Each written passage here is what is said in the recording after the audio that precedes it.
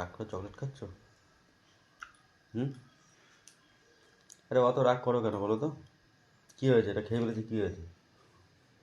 কী হয়েছে? খেলে কী হয়? হ্যাঁ?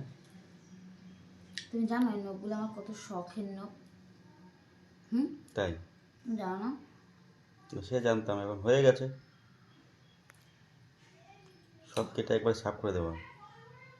তোমার বলছি কেটে কুটে পরিষ্কার করে রাখো না? আরে একবারে পরিষ্কার করে দাও বলছিলাম। শোনো শোনো, এক কাজ করে যাওয়ার হয়ে গেছে, আমি কেটে কুটে সব একদম পরিষ্কার করে রাখবো।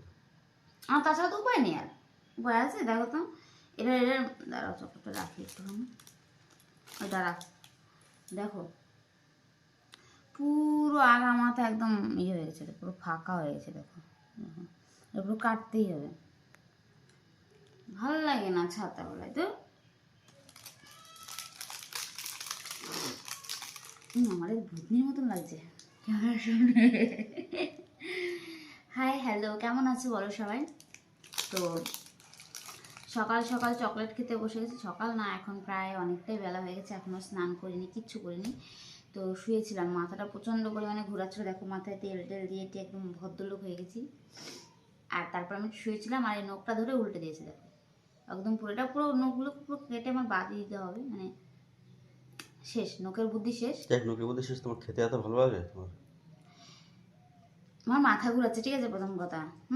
তার জন্য একটু দুধ খাই না আমি, দুধ দিয়ে খেজুর দিয়ে খেয়েছি, যে প্রেশারটা লো হয়ে গেছে। তারপর ফ্রিজে ছিল চকলেট, তারপরে ভাবলাম যে কিটক্যাট খাবো না পার্ক খাবো। তো ভাবলাম এই চকলেট একটু বেশি চকলেট, তার জন্য এটা নিলাম। আমার চকলেট খেতে মোটেও ভালো লাগে না, তুমি ভালো করে জানো।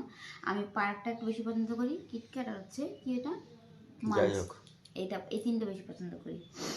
মা এটার ওদের কালারটা এরকম ডিসকালার লাগছে কেন?